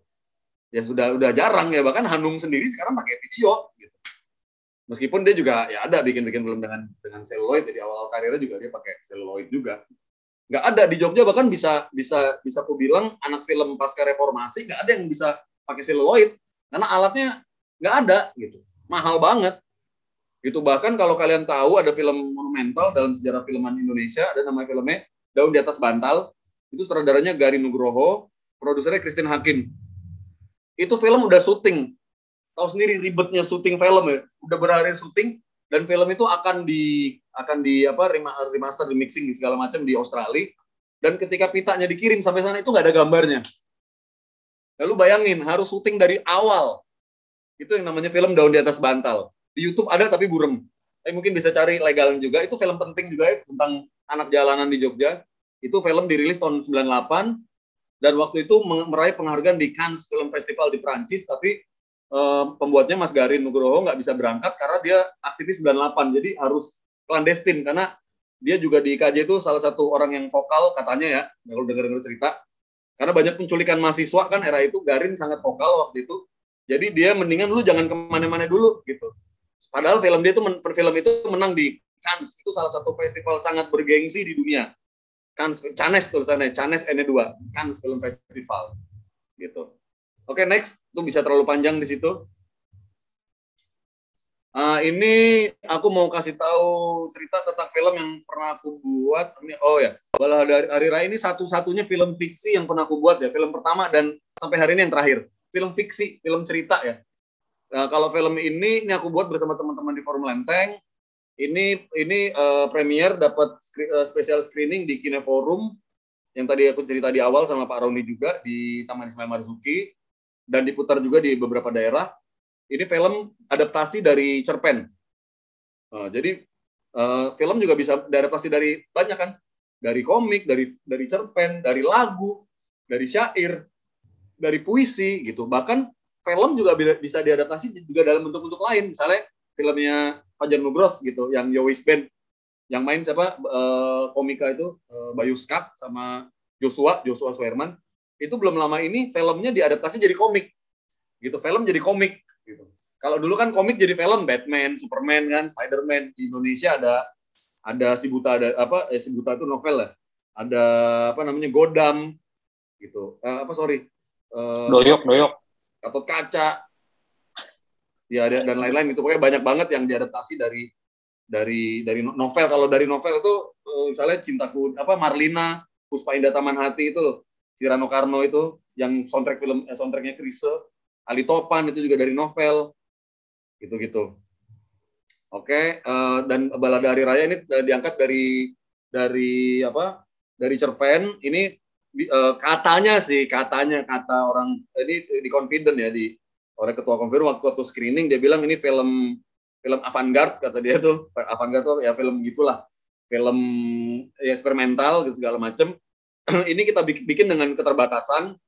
Maksudnya apa? Satu pasti keterbatasan duit, kedua keterbatasan alat, tapi justru dari situlah kita bisa mencapai pencapaian estetika tertentu gitu. Justru kalau lu banyak duitnya malah bingung mau diapain gitu. Malah bisa jadi malah manja, malah nggak bisa bereksperimentasi gitu. Ini film ini bisa ditonton di YouTube ya. Diklik aja Balada Hari Raya gitu. Sekarang udah berapa tahun lalu diupload. ini tentang orang-orang gembel-gembel di mana, di stasiun Tanah Abang gitu. Yang stasiun Tanah Abang hari itu Bronx banget, dan kalau sekarang kita lihat hari ini ya, film stasiun Tanah Abang udah sangat berubah ya, lagi-lagi zaman berubah. Ini film dibuat 2008 2007 ya, berapa lupa. 2008 dirilisnya, dibuat tahun sebelumnya 2007, dan stasiun Tanah Abang kebetulan setnya masih sama seperti set yang ada di cerpen itu gitu, masih Bronx banget lah gitu. Juga kalau kita ngomong sejarah film dunia gitu, kalau tadi kita cerita ada Hollywood, aku mundur lagi ya sejarah film. Hollywood yang kemudian capaian-capaian industri yang tadi kita ceritakan, ada film Kanan itu. Juga di Rusia itu ada MOS film, namanya MOS film Rusia. Itu film-film propaganda, film-film kerakyatan, film-film eksperimentasi juga. Tapi bukan berarti di Hollywood tidak ada film eksperimental ya. Kalau kalian tahu Alfred Hitchcock, itu dianggap sebagai author. Author itu dia sutradara yang punya satu derajat persis sama seorang pengarang, seorang novelis, seorang pengarang lagu, penyanyi lagu, atau sastrawan gitu. Jadi dia membuat film sebagaimana sastrawan membuat karya novel gitu. Karena kalau bukan author kan tadi ada gesekan dengan produser, ada gesekan dengan duit, ada gesekan dengan selera pasar gitu-gitu. Tapi kalau yang namanya author, itu lu bikin film ya lu jadi signature-nya lu bikin film. Film lu itu ya udah benar-benar karya lu yang bisa dibaca secara sejarah kebudayaan gitu. Dan pada perkembangan juga di tahun 40-an itu di Italia ada gerakan namanya neorealisme Itali. Itu salah satu filmnya yang paling bagus buat gua, ada judulnya The Bicycle Thief, pencuri sepeda. Kayaknya juga ada di YouTube. Itu sutradara namanya Vittorio De Sica. Tentang pencuri sepeda. Jadi bedanya apa nih gitu. Nah nanti turunan-turunan yang tadi di Eropa itu tahun 60-an, 50 akhir, itu ada namanya gelombang baru yang namanya French Nouvelle Vague, ya, bahasa Perancis, kalau bahasa Inggrisnya New Wave, bahasa Indonesia gelombang baru di Perancis. Jadi dia yang sebagai antitesanya film-film dari Hollywood, yaitu menentang film-film yang dibuat secara studio. Jadi waktu itu kan ya kita tahu ya Hollywood punya MGM, punya banyak banget studio film yang semua dikerjain di studio. Nah kalau ini bikin filmnya langsung di masyarakat, langsung lu pakai bawa dua kamera tanpa pencahayaan yang berlebihan, cahayanya udah cahaya matahari gitu. Kalau malam ya pakai lampu sekenanya gitu. Dengan minimum budget, tapi di situ terjadi eksperimentasi tertentu gitu. Salah satu tokohnya namanya Jean-Luc Godard. Film-film awalnya Breathless judulnya, bisa teman-teman nanti nonton. Ada semua di YouTube, tapi Breathless kayaknya nggak ada deh full filmnya. Cuman ada kajian-kajiannya juga. Begitu juga tadi yang film pencuri sepeda si Vittorio De Sica, itu filmnya dia setnya langsung di reruntuhan gedung-gedung atau reruntuhan kota di Italia setelah pasca Perang Dunia. Jadi waktu itu Italia kan Perang Dunia, Italia kan di bawah Benito Mussolini, dan hancur kan, kalah. Mussolini, Hitler hancur, banyak puing-puing, gedung-gedung, dan mereka syuting di situ. Dan aktornya pun bukan aktor profesional, bukan artis, bukan bintang, bukan orang teater, bahkan tidak bisa acting. Jadi sutradara itulah yang langsung menggait langsung yang mendirect si talent itu, si talent ya, kalau bahasa industri bintang film ya. Kalau bahasa ininya kan ya si talent itulah si pemain gitu. Nah, itu di Indonesia atau di Jogja juga hal tersebut dicapai juga oleh sutradara asal Jogja namanya BW Purbanegara. Dia buat film namanya Ziarah, itu menang aku lupa di festival apa gitu, banyak pokoknya menang. Itu kalau nggak salah linknya ada di YouTube, film kalau nggak salah ya full versinya ada di YouTube. Itu film tentang seorang nenek, dan innalillahi belum lama ini neneknya meninggal. Nenek yang baca tulis, tapi ini film fiksi loh ya, bukan dokumenter, film fiksi. Nenek itu mencari makam suaminya. Gitu. Jadi dia berkeliling bukit gitu di daerah Gunung Kidul di Jogja mencari makam suaminya, tapi lagi-lagi ini film fiksi. Dan si director inilah si sutradara namanya BW Purbanegara. Dia mendirect langsung si ibu ini yang maaf buta huruf untuk memain film, dan ibu itu sangat baik sekali bermain. Gitu, judul filmnya Ziarah. Itu bisa dicari juga di Google ya. Filmnya. Waktu tinggal 5 menit lagi, Ki. Oke, ini slide sebelum terakhir. Cepat. Di sini slide terakhir nih, pas kan? Oke. Nah, kalau ini yang lebih apa ya? Ini aku bilang film komunitas. Jadi ini salah satu film dari puluhan film yang aku buat bersama komunitas-komunitas daerah di daerah-daerah di Indonesia. Kalau yang ini kebetulan ada di Cirebon, kita bikin film tentang nelayan-nelayan yang baru mendarat dari kapal ya, nelayan-nelayan yang mencari ikan, bagaimana kehidupan mereka di sela-sela mereka gitu, dengan bahasa mereka, dengan warga lokal, dengan handycam seadanya. Dan film-film di Aku Masa Project ini udah diputar di beberapa negara, udah pernah diputar di, kalau nggak salah, di Toronto Film Festival, di Belanda beberapa kali diputar, itu di Rotterdam, kalau Rotterdam Film Festival ya kalau nggak salah, aku lupa karena udah 10 tahun lalu. Dan kebetulan untuk beberapa film yang aku buat, aku nggak berangkat karena udah tinggal di Jogja, jadi yang mewakili teman-temanku gitu. Dan film-film ini dibuat sebelumnya dengan workshop gitu. Aku datang ke satu daerah, aku bawa wacana, misalnya aku datang ke Cirebon, ke Lombok, ke Padang, ke Rangkas Bitung gitu, terus ke Blora. Ya ada banyak kota-kota negara dunia, bukan kota-kota ke-3 ke-4 mungkin ya.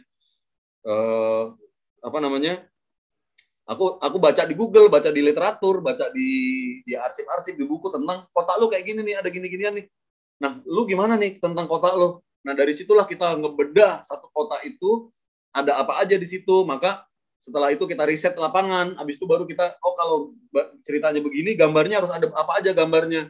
Dan semua yang megang kamera itu teman-teman di daerah yang belum pernah pegang kamera sama sekali. Gitu. Ini salah satu film yang aku buat. Ini beberapa ada di YouTube juga, bisa dicek di kanal ini, Jurnal Footage. Begitu. Mungkin ini terakhir kalau nggak salah slide-nya. Aku lihat udah boleh banyak nih pertanyaan-pertanyaan nih. Ya Ron, ini udah terakhir ya Ron? Slide-nya. Oke. Koneksi gue kayaknya kurang bagus nih. Oke, gue minum dulu ya. Oke, silakan minum dulu, Ki. Oke. Suara gue jelas nggak, Ki? Suara jelas.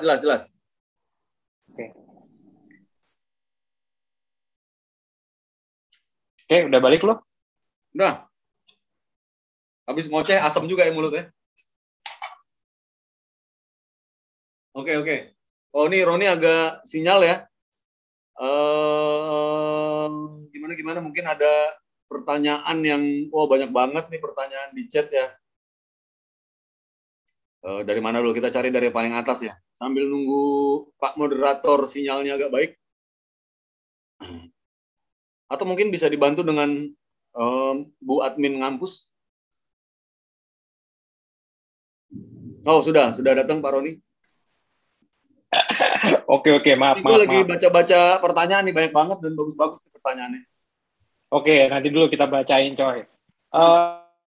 Gini, gue pengen nanya sama lo. Tadi lu jelasin antara kiri, tengah, kanan. Nah, gue pengen tanya, seorang Kiki PA itu ada di sebelah mana ya? Kalau gue, tergantung film yang lagi gue buat.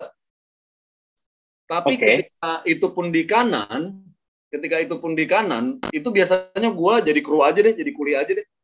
Terima orderan aja. Jadi gue bukan orang yang, maksudnya bukan director, bukan produser, ya, karena belum pernah dapat job kayak gitu juga, tapi memang kayaknya nggak minat juga ya. Kalau gue, tapi untuk film-film yang memang gue buat, gitu, itu gue dari kiri. Tapi bukan berarti gue tidak mau ikutan yang di kanan. Gitu. Kayak tadi gue ceritain, gue ikut krunya Fajar Nugros, pernah jadi tim artistiknya, gitu. Tapi sebagai kru. Gue juga pernah di film Hollywood itu gue bahkan jadi penata busana, jadi wardrobe scene bareng teman penata busana. Karena film horor ya, film thriller, jadi gue tertantang gitu. Jadi gue pengen tahu cara kerja orang luar tuh kayak apa gitu. Tapi gue nggak maksudnya gue juga belum tahu nih, karena tengah sendiri masih absurd buat gue ya. Itu kan kayak idealismenya anak-anak yang sekarang film-film maker muda yang bermulai karirnya dari film komunitas, film eksperimentasi, film-film estetis kalau kasar gitu. Tapi kemudian dia dapat job nih, dapat project, lu bisa nih bikin project ini. Nah, akhirnya kayak apa dia maunya? Ya udah gue di tengah deh, gue tetap bisa loh. Estetika gue nggak hilang, tapi gue juga bisa untuk mencapai pasar sebesar mungkin. Itu. Oke. Itu di tengah. Oke. Ini ada satu pertanyaan lagi ya. Oke. YK48 ya. Itu kan film sejarah ya. Oke. Nah, ada beberapa plot sejarah yang bikin gue kecewa, Ki. Oke. Salah satu contohnya adalah di Dilan 1991. Itu gue kecewa banget. Ya. Kenapa kecewa?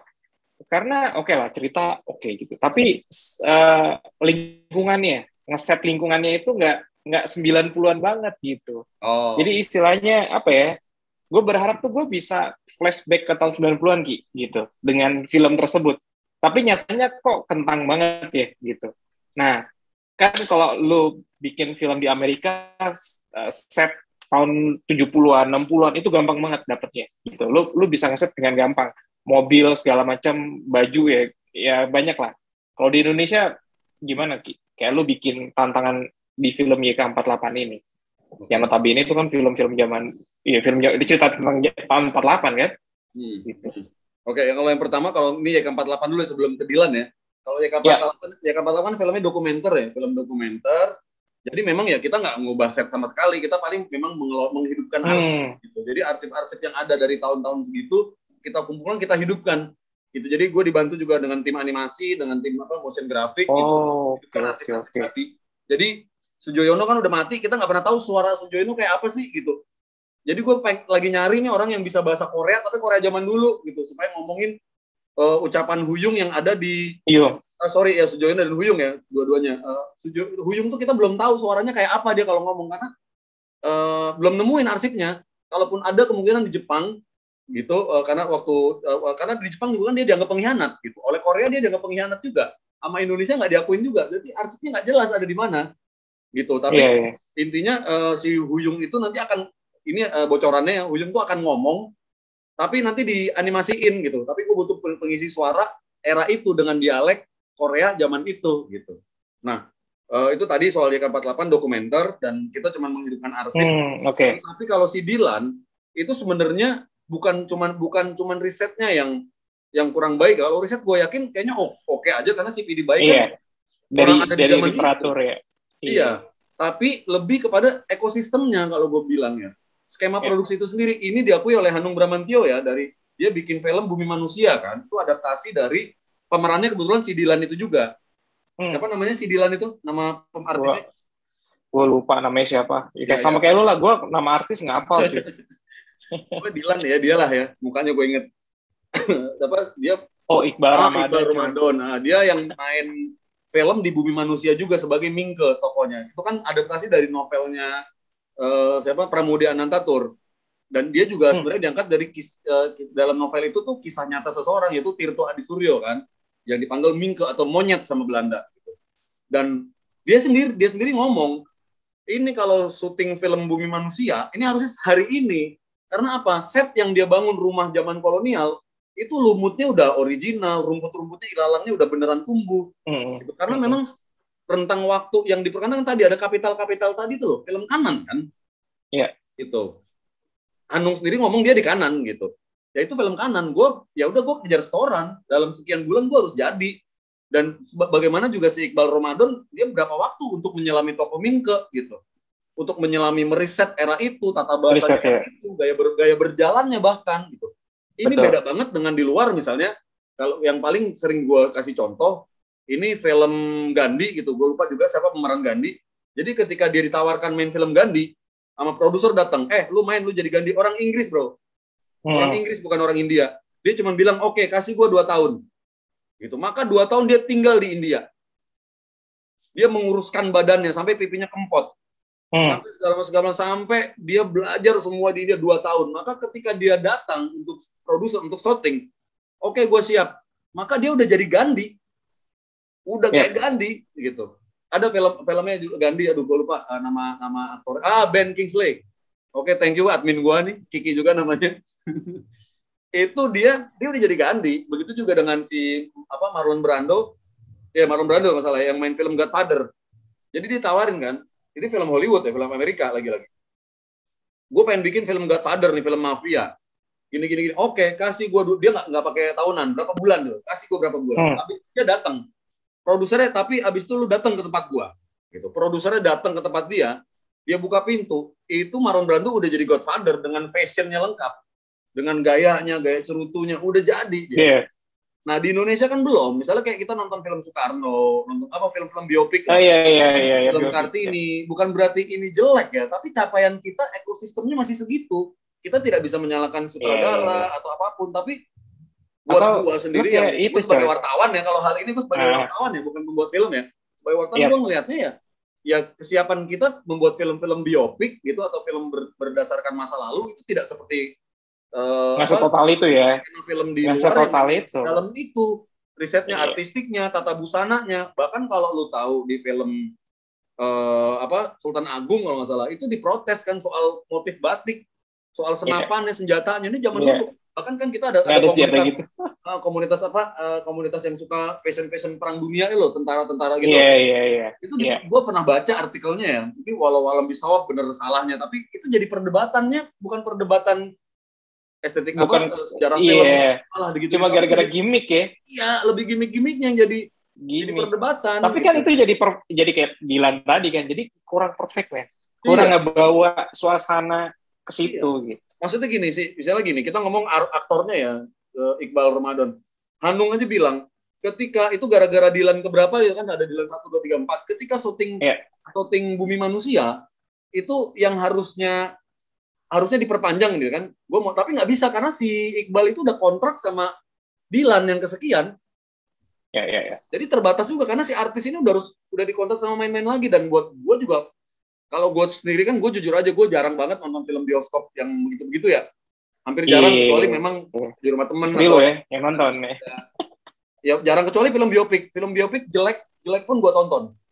Misalnya film Soekarno, film Cokro, apalagi film Kartini, film Sudirman, apalagi film-film sejarah gitu, gue nggak peduli bagus jelek, tapi gue pengen nonton. Bahkan film kayak tenggelamnya Kapal Van der Wijk itu. Kapal Van der Wijk. Itu jelek banget film, tapi gue tonton sampai habis. Cuman pas adegan soundtrack, pas adegan nyanyi, gue mute. Kenapa? Dia menaruh musiknya Niji. Lu bayangin Niji di tahun 1930-an. Iya. Masuk buat gue ya. Gue penonton punya hak untuk ini dong, untuk menolak atau untuk apa. Kalau di anak-anak komunikasi pasti ngerti kan, berdialog dengan media kan. Apa ada teorinya lah, teori kemarin gue udah lupa tuh zaman kuliah. Ketika gue nggak suka, tapi filmnya gue pengen nonton nih gitu. Tapi pas adegan lagu atau musik pasti gue mute. Gue pengen lihat gambarnya doang. Gue nyalain masih nyanyi deh si Alan. Gue nyalain lagi. Gue pengen lihat gambarnya. Meskipun gambarnya juga tetap aja masih kurang. Oke. Gue gitu. Ini gue sebagai pengamat, sebagai jurnalis ya, ngomongnya bukan sebagai pembuat, karena gue belum punya kesempatan bikin film yang kayak gitu. Oke, kita masuk ke pertanyaan ya, karena nanti ada satu video lagi di akhir, cuy. Oke, Min udah siap dengan pertanyaannya? Oke, sip. Marco Ajis Prasetyo, dalam proses pembuatan film, kesalahan apa yang sering terjadi dalam proses pembuatan film itu sendiri, Ki? Menurut pengalaman lo ya? Kesalahan apa yang sering? Salah briefing itu biasa. Makanya tadi salah kalau briefing tuh gimana tuh? Kita baca di quote di deskripsi poster ya, film adalah kerja kolaborasi kan. Nah, misalnya gini kan, dalam film kan ya kekuatannya kan ada kalau film umum ya ada produser, eksekutif produser yang ngasih duit. Produser itu yang mengelola nih film ini jadi gini. Bahkan produser juga yang milih sutradaranya lo, ininya lo gitu. Nanti sutradaranya milih, oke gue pengen artistiknya nih, dia penata lampunya dia. Nah itu kalau briefnya nggak kuat atau nggak konsep atau apa segala macam itu pasti kesalahan, pasti filmnya jelek gitu. Itu menurut gua gitu. Juga termasuk banyak pihak yang bermain dalam film itu. Misalnya gini, dalam sebuah pembuatan film kan ada yang namanya pitching ya. Kita dapat pendanaan banyak nih. Kita nyari sponsor. Gitu. Pitching. Kita nyari sponsor. Dan pitching itu biasanya dari funding luar negeri juga banyak. Misalnya ada pitching dari Korea, pitching dari Belanda, pitching dari Inggris misalnya gitu-gitulah. Untuk sebuah film yang kita buat nih, kita sutradaranya gitu. Tapi si pitching-pitchinger ini, orang-orang yang ngasih duit itu terlalu banyak bermain untuk film kita gitu. Misalnya, gue pitching, gue ngasih lu duit, tapi kameramennya dari gue ya, orang Korea.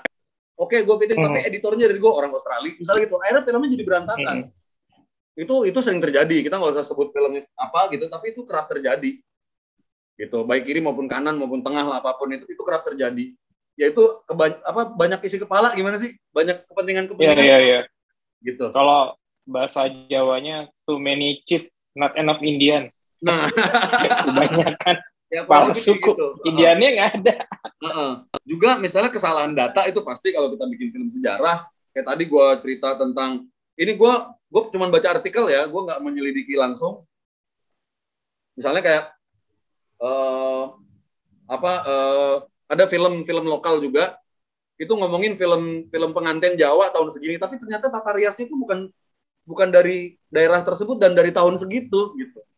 Berarti kan kurang riset. Ya, betul. Itu kayak gitu juga kalau di tataran produksi, misalnya ya salah pengaturan budget. Misalnya lu produksi buat segini, ini pra-produksi. Overshot. Udah habis duluan, nanti di pasca produksi nggak punya duit lagi, ya nggak jalan. Maka jadi proyek mangkrak. Itu juga kerap terjadi kalau di tatanan produksi ya. Kan dalam film kan pasti ada pra, ada produksi, ada pasca. Itu semua penting. Yeah. Nah, kalau di kasus gue di YK48 hari ini lagi proses pasca produksi. Gitu. Di pra produksi kita udah setahun lalu, itu riset, nyari data, apa segala macam, pre-interview. Produksi ya udah eksekusi, karena eksekusi cuma interview doang. Dan ya digitalisasi arsip, apa segala macam. Dan sekarang pasca produksi, tahapannya di editing, itu semua sama penting. Jadi baik di awal misalnya di naskah, ya udah lo harus jelas nih untuk rentetannya dari pra produksi sampai pasca itu tracknya udah bener gitu, jangan sampai melenceng-melenceng. Gitu. Kalaupun melenceng-melenceng tidak merubah gagasan gitu. Juga di budgeting gitu kayak gitu juga tadi gue udah ngomong ya. Kalau udah habis di pra produksi, ya produksi akhirnya keteteran, pasca produksi nggak punya duit, ambiar juga. Biar juga. Ini ilmu project manager banget ya, project management banget. Manajemen kalau bab itu ya. Iya, manajemen. Ujung-ujungnya duit. Nah, lu aman berarti ya, YK48 ya, secara finansial. Nah, itu yang satunya lagi yang ngurus ya, harusnya aman. Oh, oke, alhamdulillah. Kalau itu budget gede atau budget dari Dinas Kebudayaan sedang ya? Gue cerita dikit juga soal secara produksi. Jadi YK48 itu si Kiki sama si Kiki yang satu lagi itu ngobrol, ya kita udah berteman lama, hampir 11 tahun selama gue tinggal di Jogja, main sama dia, terus bikin apa yuk, bikin ini, bikin itu, tapi selalu gagal terus gitu loh, bukan gagal, maksudnya ya saking banyaknya kesampaian kreatif di Jogja, jadi mangkrak terus lah punya ide, sehingga suatu ketika, yaudah kita bikin film tentang film nih, bikin film tentang perfilman, oke, berangkat gitu. Kita nggak tahu waktu itu skemanya mau diproduksi mana, yang jelas lanjut ya. Yang jelas kita pasti butuh dana kan. Iya. Baik itu misalnya crowdfunding, misalnya dana pemerintah, dana swasta, dana korporasi, misalnya kita nggak tahu gitu. Waktu itu nggak. Pokoknya gue pengen bikin ini gitu. Nah kebetulan di Jogja itu ada yang namanya pendanaan film setiap tahun. Itu salah satunya yang menelurkan film Tilik ya tahun 2018 ya. Tejo ya. Itu teman-teman kita juga di Jogja. Itu hasil pendanaan dari project yang lagi kita buat hari ini di tahun ini. Jadi di situ dia pitching gitu. Yang danain adalah Dinas Kebudayaan Yogyakarta gitu. Dengan budget yang layak lah untuk bikin film ya. Kita nggak ngomong besar kecilnya tapi layak untuk pembuatan film. Gitu. Terus udah itu kita di pitching, kita ngirim proposal, gue pengen bikin tentang sejarah perfilman di Jogja. Udah ternyata dari proposal itu lolos gitu. Meskipun secara tongkrongan kurator supervisinya teman-teman gue juga, tapi secara profesional kan kita nggak boleh begitu gitu. Iya. Proposal biasa gitu. Ternyata lolos kita di pitching, kita di apa istilahnya kayak sidang skripsi gitulah, presentasi ya. Presentasi tentang ini ya juri-jurinya ya sebagian besar teman, sebagian besar abang-abangan, jadi ya kenal lah gitu. Ya gue cerita konsep gue gini, lolos, habis lolos di supervisi temen juga, ya ada gontok-gontongan pasti ada kan, karena mereka sebagai perwakilan dari penyandang dana nih dari pemerintah, dari kebudayaan, dan gue sebagai orang yang didanai gitu. Jadi kalau di dunia seni apa di dunia kreatif itu gesek-gesekan gagasan itu harus, bukan biasa tapi harus ada dialektika istilahnya, Mark. Nah, dari situlah kita dapat akhirnya dari 100 sekian film jadi 2 film gitu. Dan untungnya nggak terlalu banyak campur tangan nih dari dinasnya. Tapi dari supervisi karena mereka orang-orang film juga. Orang-orang yang sebagian sejarahnya mereka gue ceritain lewat film ini gitu. Nah, sedangkan kan kalau gue ngomongin perfilman Jogja tahun 90-an, gue kan waktu itu masih jadi dedek-dedek di Jakarta. Iya. Pun gue di Jogja, gue kenal orang-orangnya gitu. Nah, jadi di sana banyak si supervisi ini masih kurator karena dia mengalami, jadi gini kasarnya, gue ngomongin mereka, ngerti nggak lo? Iya, betul. Gue bikin film, sejarahnya dia. Sama mereka, dijagain sama mereka, tapi film gue tuh ngomongin mereka. sejarahnya mereka. Beda, akan sangat beda hasilnya ketika film ini didanai oleh funding luar negeri misalnya. Oh iya. Pasti akan jadi pasti itu pasti akan total loh. Pasti itu kan ada yang namanya negosiasi tertentu. Betul. Gitu dari si penyandang dananya dan si supervisinya sebagai subjek gitu ya itu pinter-pinternya kita negosiasi aja sih. Oke Ki, next question.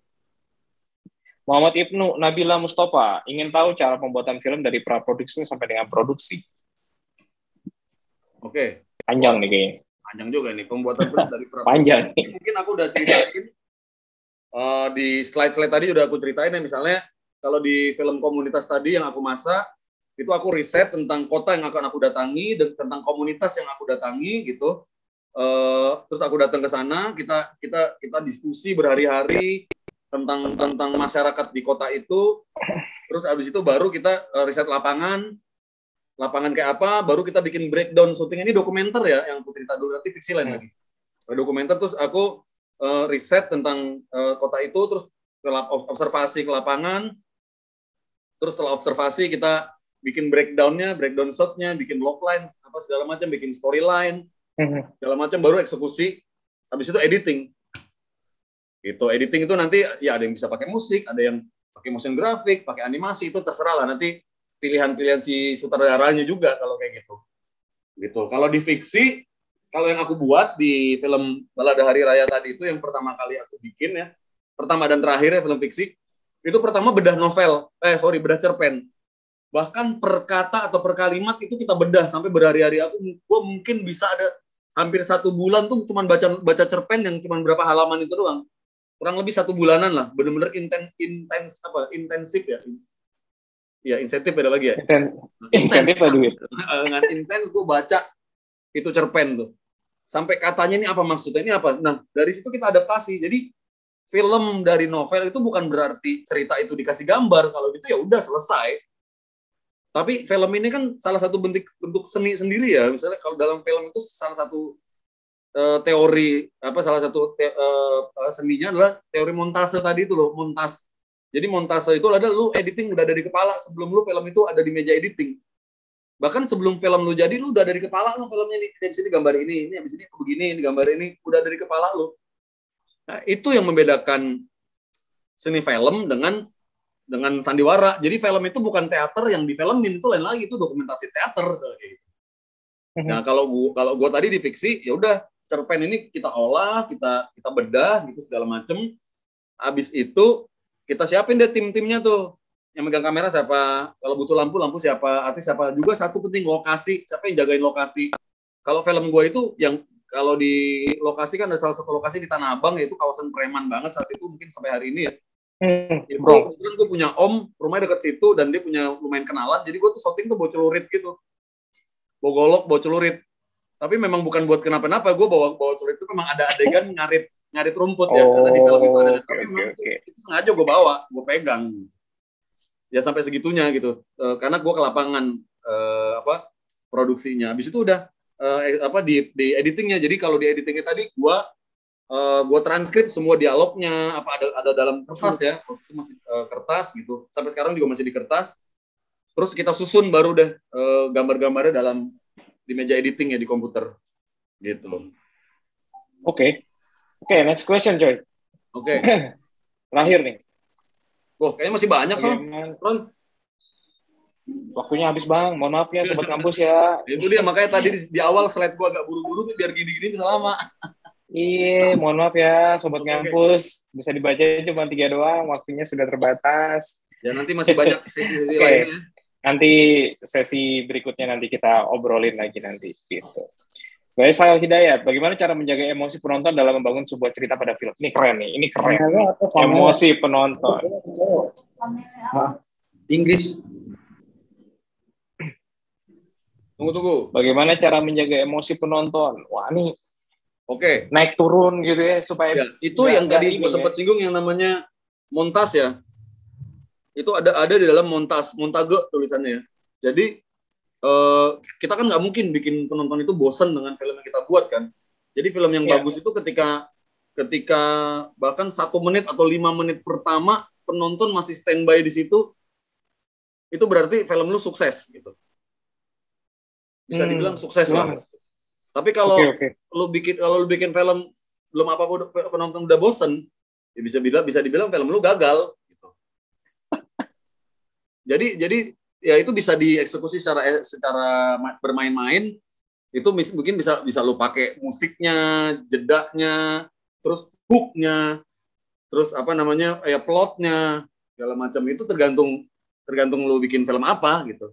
Misalnya kayak di EK48 ini PR kami juga di filmnya EK48 itu ada karena kebanyakan kan wawancara ya. Wawancara tuh banyak banget, kita wawancara hampir 20 orang gitu untuk film yang berdurasi cuma setengah jam. Nah, berarti kan memilih quote dari si narasumber aja itu udah PR banget. Terus untuk mengasih apa namanya jeda-jeda atau mengasih plot-plot tadi itu kan juga PR banget supaya penonton nggak bosen nantinya. Gitu, Ron. Oke, sip. Habis ini kita nonton video dulu ya sebelum pertanyaan terakhir. Oh ya, ini video apa dulu nih? Dari gue, Ki. Video nanti nonton dulu ya, Pak. Oke. Video terakhir dari PH Gengsi. Ya. Oh, video klip ya, video klip. Oke, kita tonton dulu.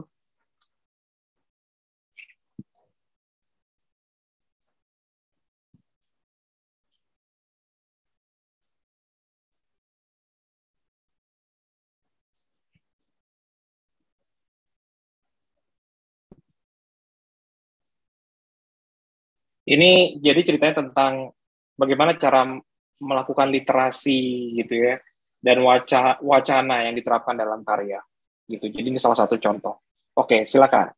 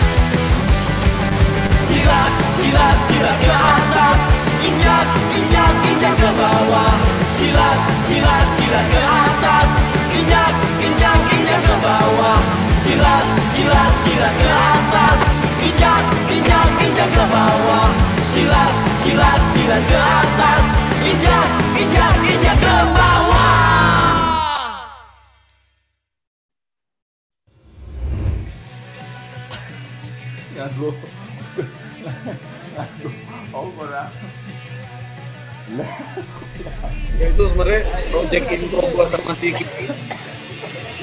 Tapi kali ini kita duo jadi director buat video klip ini gitu. Jadi ada lagu gua dirilis tahun 2019 nah. Terus klipnya gua minta bikinin sama dia gitu. Jadi kita kolaborasi untuk bikin klip ini. Roket ya.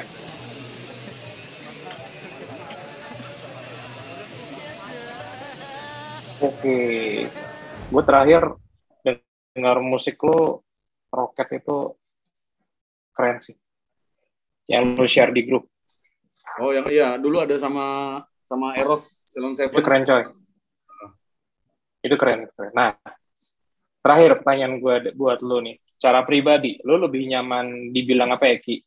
Lu jadi wartawan. Lu musician. Ya kan, lu punya band. Punya band yang alirannya ini banget lah, Elvis banget lah gitu kan. Terus lu jadi sekarang sutradara. Nah, sebenarnya lu lebih nyaman dibilang apa ya? Kiki PA seorang sutradara, ataukah Kiki PA seorang wartawan, ataukah sebagai musician? Kalau gue tetap jurnalis ya, Ron. Jurnalis ya. Tadi gue di awal bilang gue juga ini baru kemarin pameran tunggal lukisan, lukis juga. Nanti di akhir bulan pameran lagi juga. Itu di Desember nanti akan pameran di Jakarta juga sekali. Itu semua basic-basicnya dari jurnalisme gitu. Dari fakta, dari peristiwa yang ada di masyarakat. Cuman beda brojolnya aja. Satu brojolnya jadi film, satu brojolnya jadi lagu, satu brojolnya jadi komik, jadi lukisan, jadi tulisan gitu-gitu. Jadi basicnya tetap jurnalis.